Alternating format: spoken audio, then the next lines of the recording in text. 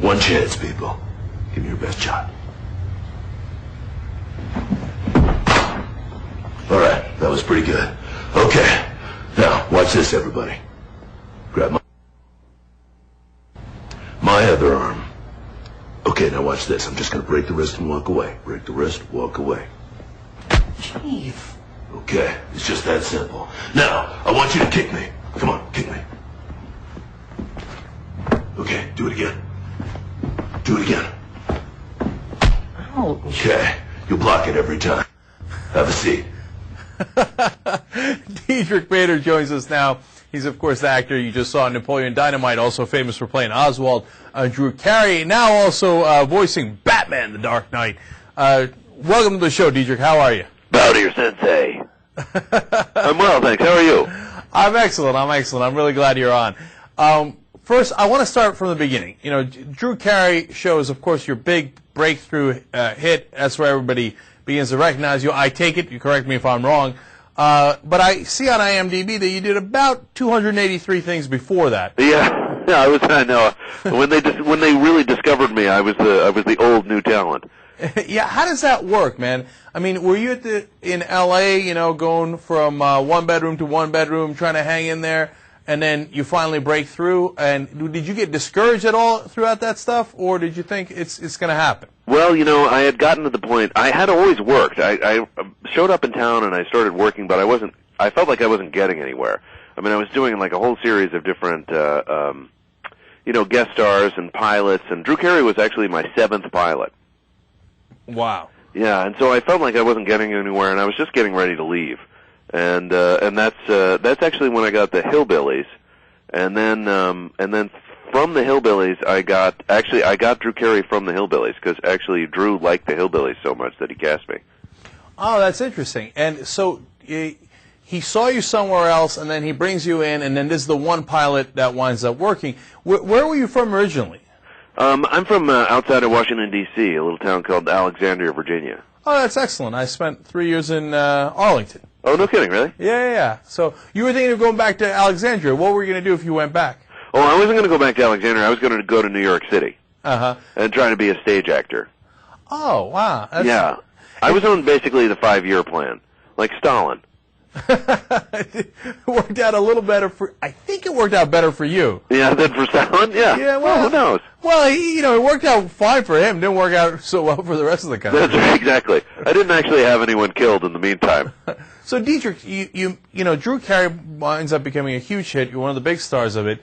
How did that change your life? I assume people started recognizing you, but did people start treating you differently then? Oh, yeah, people started recognizing me, and, the funny thing about when you're on television and they start just handing you oodles of money for doing a job that you would just love to do anyway, is that they start giving you all sorts of free stuff. Like you can't have that many T-shirts and shoes and hats and just basically anything. Everyone wants to give you stuff. You just walk down the street, people start handing you stuff. But I mean, it's really cool for me because I actually love talking to fans and meeting people that it's fun for me because I'm a gregarious dude, so it's good for me. Did women start handing you free stuff or no? All kinds of stuff. No, but I'm really curious about that. Does that happen? They're like, "Oh my God, you're at the Drew Carey show. Let's sleep together." I actually was together with the woman that would eventually become my wife. But I will say that, I am like a C-list celebrity on a moderately big hit. And, yeah, it would have been amazingly easy for me to let's say, get some. But I was just imagining what it would be like to be an A-lister. That would have been just like, it would have been crazy.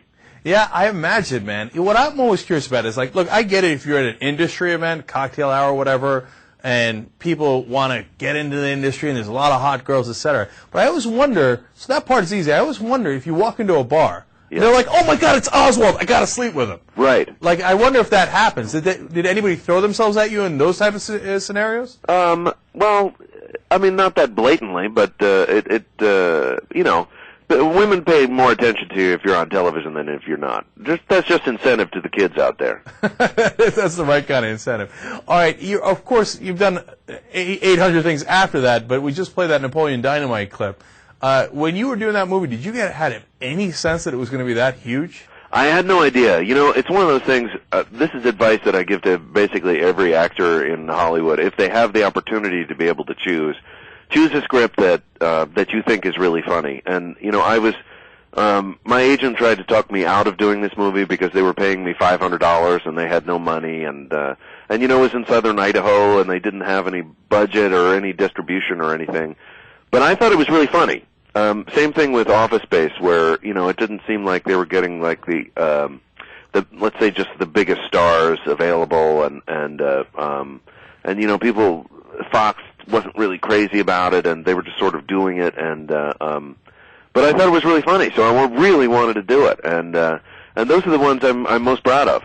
No, you know, I got to tell you something, Diedrich. That's actually a great piece of advice, because you're right, and those are the ones that wind up being called hits, because your instinct is right on it. You read it and you think, and you know, what's the worst that could happen? So you do it, and if for some reason it doesn't work out, at least you're happy that you did something that you believed in. Right? Precisely. I mean, every time I feel I've made a mistake and messed with my cred is when I have decided that it's a studio picture and it's going to make a lot of money, and so what if I don't really like the script? Right. And Office Space was another gigantic hit. By the way, remind me that if I'm ever going to do a smaller picture to put you in it, because apparently that's the formula for success. See, a lot of people haven't figured that out, but that really is the formula. You put Diedrich Bader in it, it's over. Right, exactly. All right. Now, you're in a new TV show, Batman, the Brave and the Bold. You're the voice of Batman. Yeah. First off, there's like 20 Batman shows, and I can't quite keep up. Which one is this one? Batman, the Brave and the Bold is on Cartoon Network at 8 or 5, depending on your zone, on the Cartoon Network, and it's a really cool, different version of Batman, and that's really what's actually really cool and different about it, is that it's like, you know, the opposite coin of like The Dark Knight, which I heard was the feel-good movie of the year. Yeah, it's like it goes back to you know, the pre-darkness, the pre you know, Tim Burton and all of that kind of stuff. That it goes back into like the mid-60s, mid-50s version of Batman, where he was you know, he was a guy who had a utility belt and a strong will. And it's funny, and it's very Technicolor. The animation is really fluid. It's a fun show. So this is the fun days of Batman, when it was Batman and Robin being gay and having fun and frolicking. Yeah, there's no Batman. I get paired up with a different dude every Oh, there's week. no Robin, you're saying? What? There's no Robin yet. Oh, okay, I got you. Yeah. And you got to do the famous line for us. I mean, first of all, it's cool to be Batman, so you're the voice. I'm Batman. Do it one more time. I'm Batman. That's badass. All right, I like that. Now, can you go to cocktail parties now and be like, that's not a big deal, yeah, I'm Batman. Yeah, I'm Batman. No, the coolest thing for me is that, you know, I have a 5-year-old. His dad is Batman. Yeah, that is cool. You know, so come on. Come on, how are you going to beat that, right? Yeah, I mean, he's on the playground. Somebody's dad is a lawyer. But, you know, my dad's Batman, so what do you got? Yeah, come at me now. Yeah, what are you talking about? So does it happen now that you walk into a bar or a restaurant and they're like, oh my God, it's Batman! Not yet, but I cannot wait for that. All right, that sounds great, man. I'm really glad that you joined us here on the Young Turks. And tell us one more time when Batman, the Brave and the Bold is going to be on. It's on Cartoon Network Friday nights at 8. Friday nights at 8 o'clock Eastern. All right, Diedrich Bader, thank you so much for joining us, man. Thanks, I really appreciate it, man. All right, take care.